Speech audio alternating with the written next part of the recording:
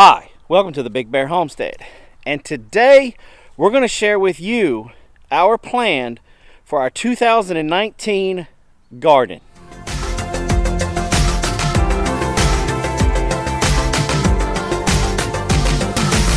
Hi, I'm Jason from the Big Bear Homestead, and if this is your first time here and you want to learn about everything homesteading, things like gardening, animal husbandry, predator control, essential oils, canning, soap making, go ahead and hit that subscribe button and don't forget the bell.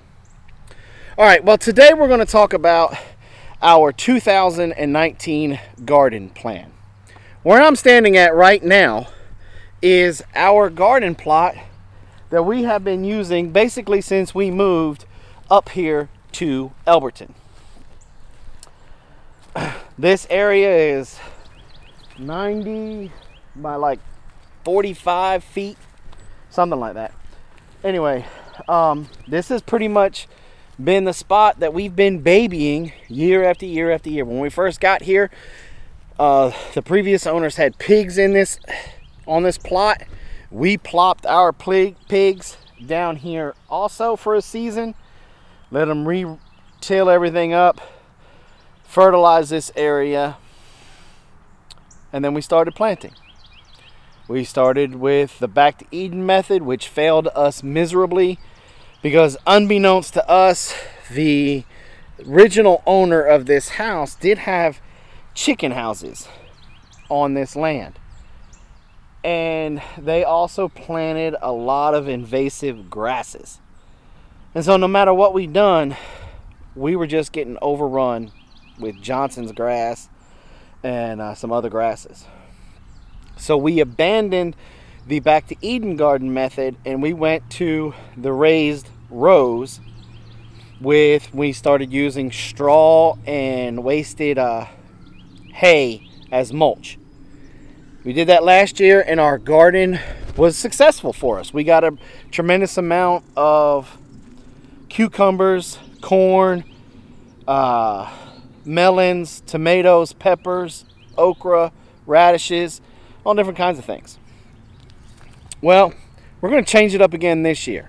Why? Because the Johnson's grass was still a little overbearing and fire ants. Plus, God has laid it on my heart that I have a lot of you guys that are subscribed to us that watch us. You guys live in neighborhoods. You guys live in apartment complexes. And we're always hearing, hey, Jason, that's great, but I wish I could do that. I really do. I don't have the space. I don't have the land. I just don't have the space to be able to do that. Well, 2018 was the highest amount of food recalls that this nation has ever seen. You had cake batter recalls, you had romaine lettuce, you had broccoli, you had Brussels sprouts, you had meats, all kinds of things. And so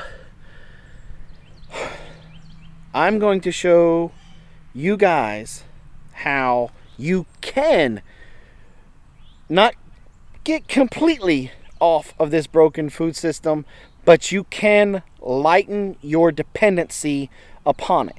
So if there's another food recall on romaine lettuce, you're not going to sweat it.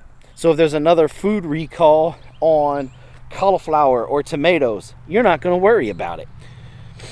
And so what we're going to do is I'm getting ready to take you over to a new area. And I'm going to tell you or show you what we're going to do. Alright, the area that I'm standing in right now is my front yard. You can see the little arbor and the sidewalk walk path to be able to get to our front door. I'm going to walk you around this area, even though I got some B-roll of it and you're going to see it that way.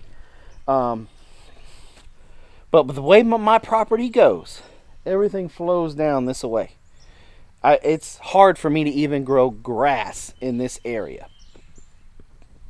So with that being said, you're probably going, wait a minute, dude. You can't even grow grass. How in the world are you going, let me spin around so that way you can see that other area too. How in the world are you going to grow vegetables? Well, we're going to incorporate raised beds, containers, aquaponics. We're going to incorporate all of these things that you can incorporate at your home if you live in an apartment, if you live in a subdivision. Now, I know you're going, wait a minute, if I live in an apartment, how in the world can I do aquaponics? Oh, ye of little faith. But you can, because really all you need is a couple of fish tanks and some grow beds, and you can do aquaponics. You can do containers, you can do raised beds. And we're going to show you how you can incorporate those things, your privacy fences, how you can incorporate those to be able to hang container gardens on there for herbs and other different types of veggies. And we're going to do all of this, and we're going to grow probably 75 to 85% of our vegetable garden right here in our front yard.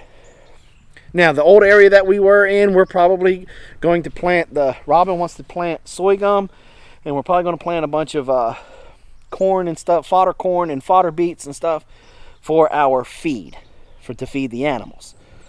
But a lot of our vegetables for our own consumptions going to come from our raised beds and in this garden area that we're going to make here. And it's also going to have good curb appeal, so that way you ain't got to stress out about that. Okay, so it looks like it's getting ready to rain. Let's go inside to where I've got some seeds started and talk about this plant some more. All right, so we're in our seed starting area, and basically what that is an area that we commandeered from Robin's sewing craft room. So we've got plants on this side and a whole bunch of yarn and stuff on this side. And as you can see, we've got our Brussels sprouts, cauliflower, and broccoli going. We started these guys back in December. So the next video you're going to see is how we transfer these guys from in here in our grow room out to cold frames and how we start to harden them to be outside. And then they'll go from cold frames to undercover out there into some raised beds. So that'll be the next video in this series. We'll show you guys how to build some cold frames and then how to transfer and how to harden plants from going from inside a grow room or a greenhouse to be able to start taking them outside.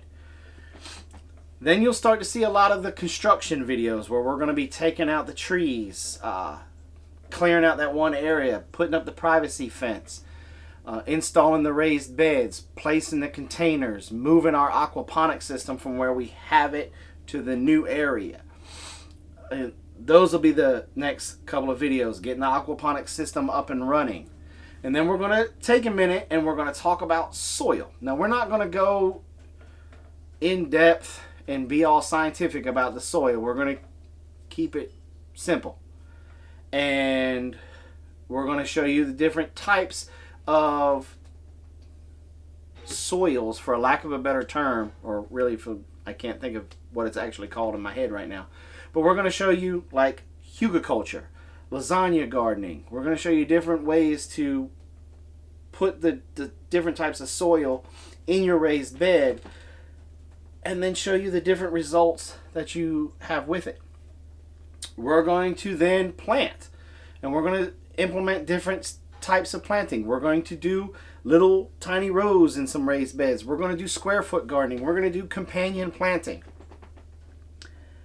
and show you guys, so that way you guys will have different options to be able to incorporate in your front yard, backyard, patio type gardens, so that way you guys will be able to maximize the amount of food you are able to produce on your homestead or your apartment or in your backyard.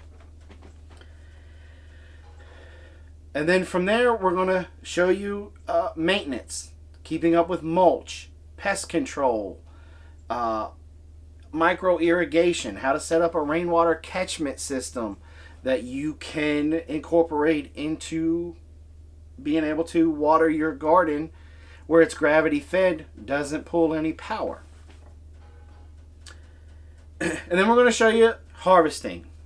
How to harvest certain things when you're, because we're also going to incorporate a lot of vertical gardening.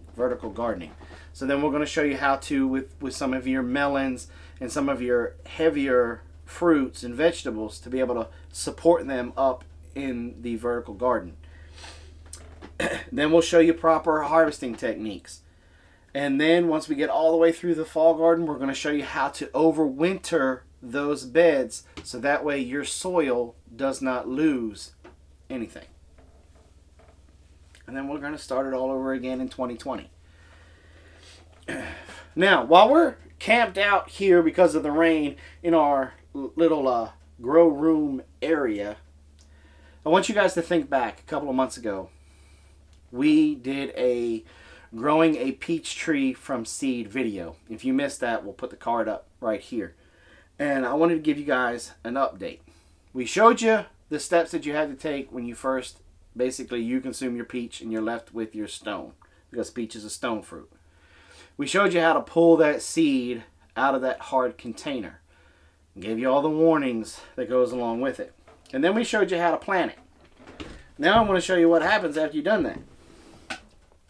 If you guys recall, we planted 2. We only did 2. Mostly because we only had 2 small containers on hand that we could plant in. Boom. We have a peach tree. Now, this peach tree has a home already. This is the peach tree that we are giving to the hollers. If you guys saw the premiere the other night, the hollers picked their state that they're going to live in. If you don't know who the hollers are, there's a link to their channel. I don't know how you don't know who they are right now. And also at the end, there'll be a link to their channel, but we'll also link their premiere video, Finding Home.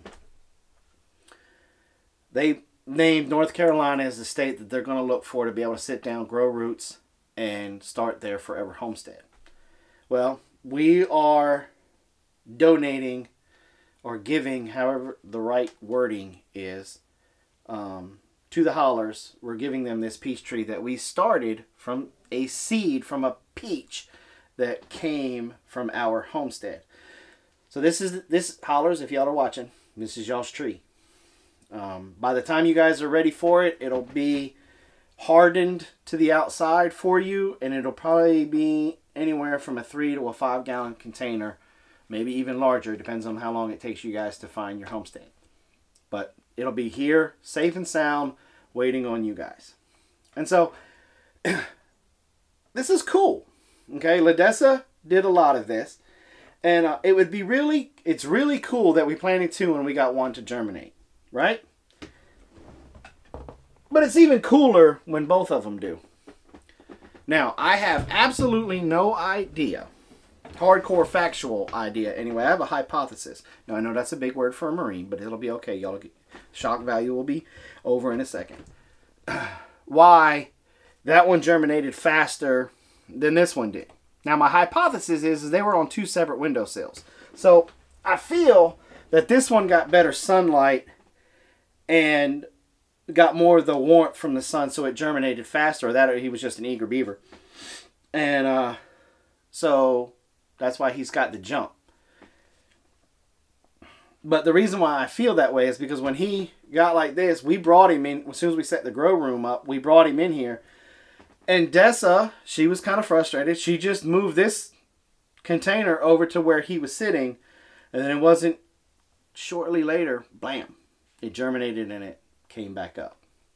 So now we've moved this guy in here to the grow room also.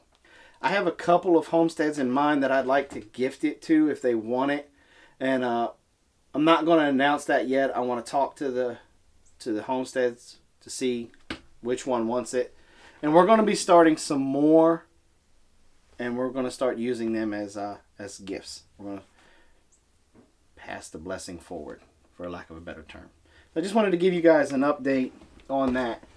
And so, if you live in a neighborhood or an apartment complex and you're sick and tired of stressing out about all of these food recalls, then this series is going to benefit you guys a lot.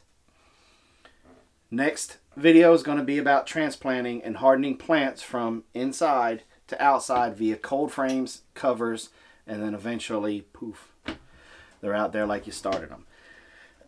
Then we're going to go into the construction phase of the area that we're going to be moving our garden to. We're going to be putting up the privacy fence. We're going to be doing the raised beds, all those things that we talked about before. And we're going to be going through all of it. All right, well, that does it for this video. We hope to see you guys back in the next video when we're going to be doing the cold frames. Also, don't forget about our live streams every Wednesday for Robin's Essential Oils class, and every Saturday when we're just kind of sitting around just chewing the fat and having a good time. Thanks for coming by the Big Bear Homestead. God bless, and have a nice day.